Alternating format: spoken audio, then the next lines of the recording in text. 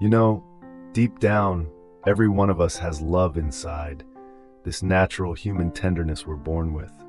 It's the kind of love that's generous, peaceful, and full of compassion. And most of us, we don't just love our families or friends. We have the capacity to care for complete strangers too. We can love people we've never met. We can love society, humanity, all living beings. But let's be real. This love, this compassion, it doesn't always come easily. Sometimes it flows freely and naturally, like a river. Other times, it's buried deep under layers of pain, ego, and selfish needs. It's like our hearts have been locked away by the noise and chaos of life. And when that happens, when we're consumed by those layers, we forget how to feel. We become numb. There are even moments when we feel like we've lost all compassion, when our hearts shrink into this tight little space of selfishness. We start living with a mindset of scarcity, always calculating what we can get from others. We prioritize our own needs, and maybe at most, the needs of those who benefit us in some way. But the second those people hurt us or stop bringing value to our lives, we distance ourselves. Sometimes we even hurt them in return. What does that mean? It means we're depleted. We've run out of emotional and spiritual energy. We've spent so long living according to the cravings of the ego, greed, anger, desire, that we've lost touch with our deeper self. Maybe we've been shaped by old wounds, pain that's been buried for years. And because of that, we no longer live in alignment with the purest, most beautiful parts of ourselves. There are times when we feel like wild animals, ready to pounce, always in survival mode. We lash out, we get even, we hurt others, often the same people who are hurting too. Fellow humans, our own kind. And then we drift into apathy. We stop feeling anything for those in need. Our hearts go cold, and what's scary is we get used to it. We start to believe, well, that's just the way life is. But here's the question we have to ask ourselves. Are we really happy like this? Is this kind of life, one without compassion, truly satisfying? Because when someone lacks compassion, their life becomes dry, small, colorless. It's not fulfilling, it's lonely. Now, when we live with compassion, we're not just doing something noble or virtuous. We're actually fulfilling our true role as human beings on this earth. See, in the grand scheme of life, everything is connected. We're not isolated individuals, floating around solo. No, we're part of a vast web of existence. Every living being, every bit of nature, every person we meet, we all impact one another. When we respect, protect, and care for each other, we align ourselves with the natural laws of life. We become part of the flow. But when we ignore that, when we put our ego first and only chase what benefits us alone, eventually nature pushes back. The universe responds. Life starts to feel heavy, full of setbacks, hardships, pain. That's not a punishment. It's just the natural result of moving out of sync with the way life is meant to work. So when we live with compassion, when we genuinely care, we're not just serving others, we're also unlocking a powerful gift for ourselves. We gain peace, we feel purpose, our lives become more expansive and meaningful. And that's the real secret. True happiness, the highest form of happiness, doesn't come from chasing your own pleasure or comfort. It comes when your ego dissolves into a deeper connection with others. It's when you look at someone else and say, your joy is my joy, your pain is my pain. It's when you recognize that your well-being is tied to theirs, and theirs to yours. That's when compassion really blooms. And here's something even more beautiful. No matter how lost or broken someone may seem, they still carry the seed of compassion within them. It doesn't die, it just gets buried. And with the right conditions, when someone is loved, when they're cared for, when they're shown a different path, those seeds begin to sprout. Even the most hardened heart can become soft again. That's how transformation happens. That's how we go from suffering beings to awakened ones, from just surviving to truly living. So how do we awaken this compassion in ourselves? How do we reconnect with it? Step one is simple but powerful. We have to learn to step outside ourselves, to pause our endless list of personal wants and start noticing the world around us. That might mean traveling, volunteering, or just listening, really listening to people's stories. When we open ourselves to the struggles and pain of others, we get shaken awake. We feel, we empathize, and that's when our compassion stirs. But here's the warning. We also need to be careful, because when we open our hearts, we become more vulnerable. We can absorb other people's pain and negativity. If we're not strong internally, we risk becoming overwhelmed, or worse, burned out. That's why so many people doing charity or community work eventually feel jaded. They gave so much of themselves without having enough strength to stay grounded. So yes, go out, care, love, but make sure you're also nurturing your inner self. That leads us to the second step, turning inward, creating space within.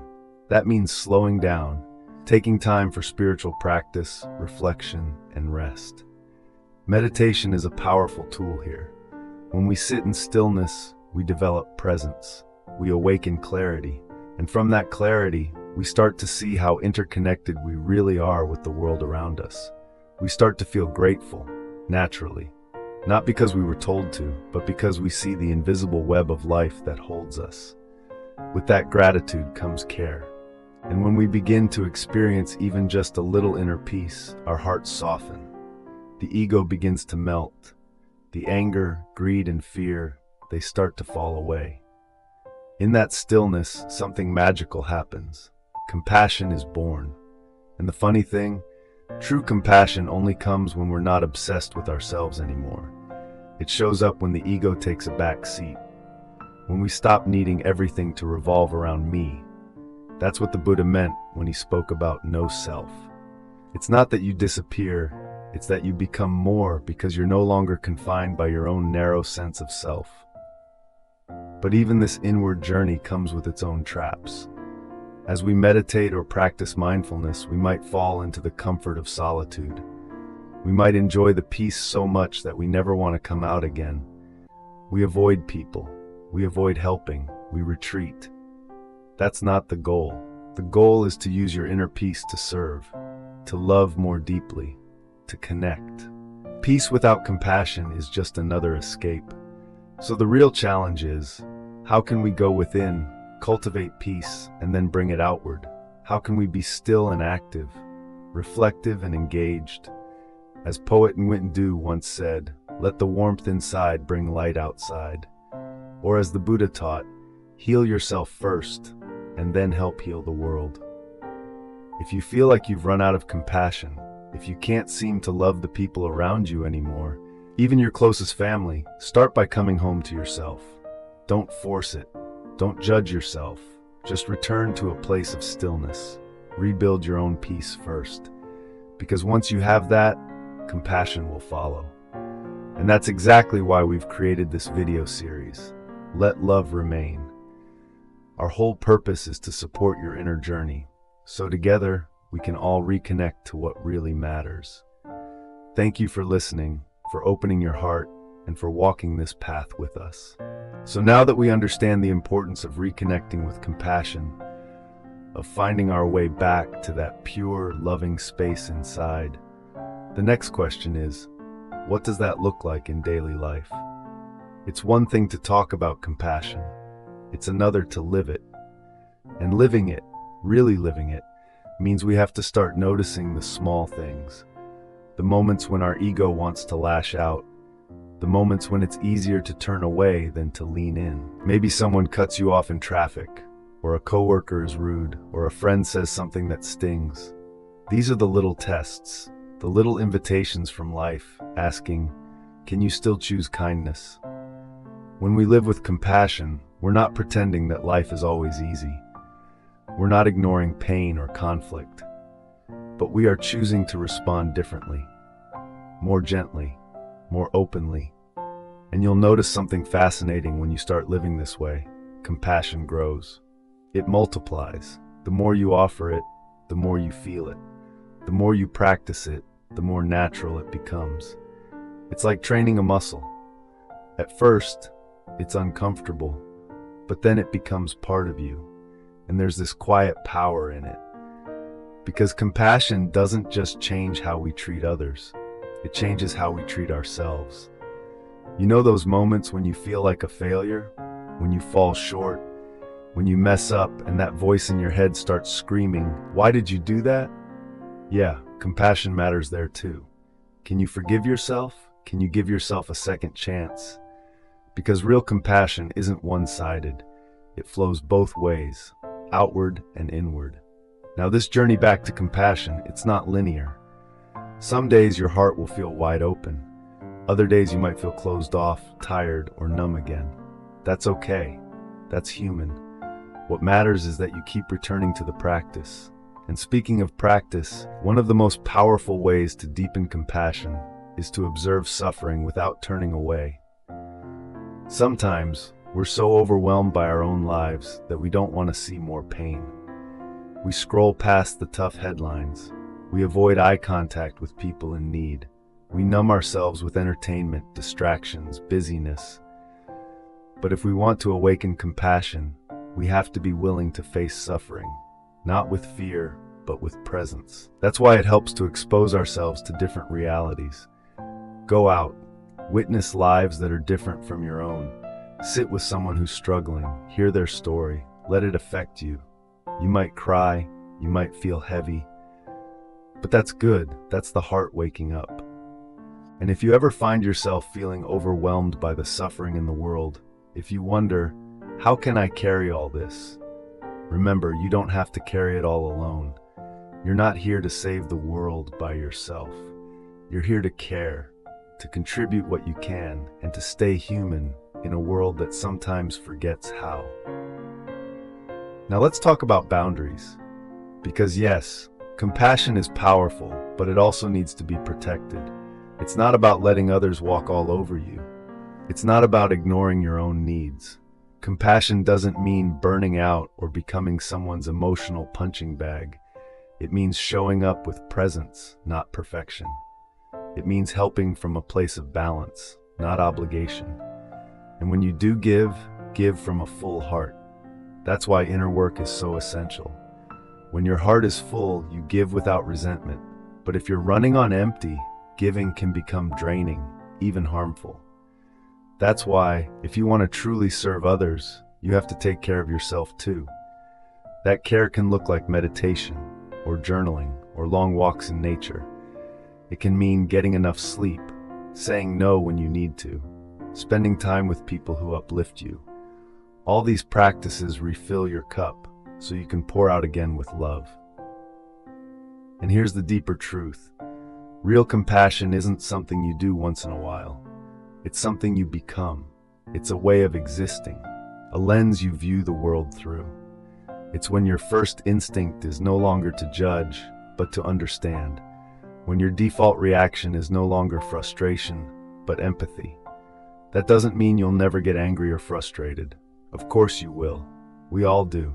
But the difference is that you don't stay stuck there. You come back to love, over and over again. Now let's explore one more layer of this. Sometimes people hurt us. And let's be honest, that's where compassion becomes the hardest. It's easy to love those who are kind. It's easy to feel compassion for strangers or distant suffering. But what about when it's someone close? Someone who's disappointed you, betrayed you, or wounded you deeply? This is where true inner work begins. Because in these moments, the ego rises up. It wants to retaliate, to protect itself, to close off. But compassion asks something different. It asks us to look beyond the pain, to see the wounded part in the other person, to realize that their actions came from their own suffering. And while that doesn't mean you excuse harmful behavior, it does mean you seek to understand it, to let go of hatred, to stop the cycle of pain. That's where real healing begins. You see, compassion isn't about weakness, it's about courage. It takes real strength to stay soft in a world that hardens people. It takes strength to be kind when it's easier to be cold. It takes strength to forgive, to open your heart, to care again and again, even when life gives you reasons not to. But that's exactly the kind of strength the world needs right now. Because when we live with compassion, we don't just change our own lives, we change the energy around us. We become anchors of peace, sources of comfort. We lift others up simply by existing with intention. And that ripple effect, it's real. It spreads. So if you ever doubt that your compassion matters, remember this. Every kind word you say, every moment you choose to listen, every time you offer grace instead of judgment, it matters. It plants seeds. And you may never see the fruit of those seeds, but that doesn't mean they're not growing. Now, before we move forward, take a moment. Just pause, breathe. Ask yourself quietly, how can I live with more compassion today? Maybe it's checking in on someone who's been quiet. Maybe it's being patient in a difficult moment. Maybe it's offering yourself a little more grace. Start small. Start where you are. Because this journey, this awakening of compassion, isn't about becoming someone else. It's about becoming more of who you really are. And that's what this entire series is here to support. We're not here to preach or push. We're here to walk with you. To remind you of what you already know deep down, that love, real love, is still alive in this world, and it starts with each of us.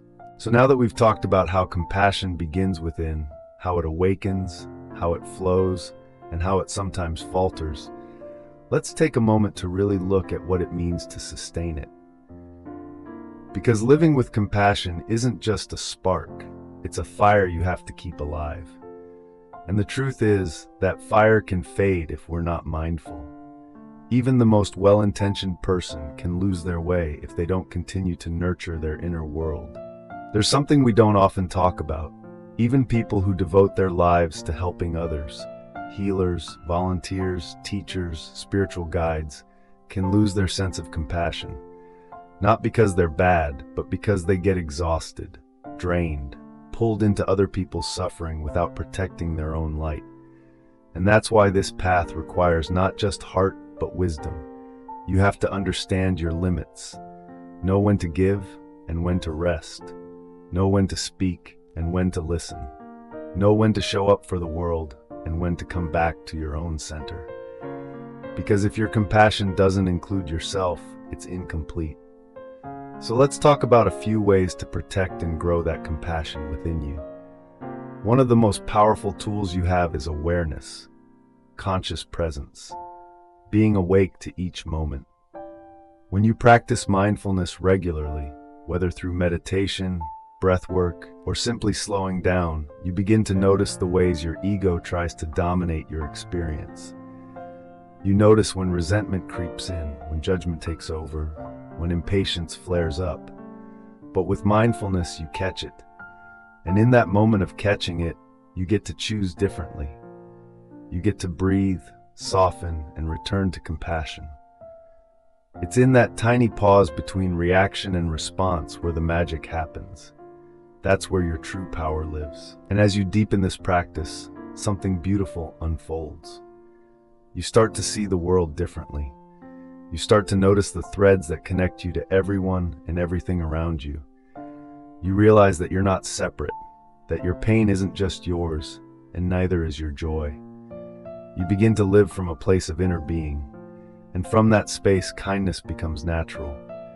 Forgiveness becomes easier. Gratitude becomes a default setting.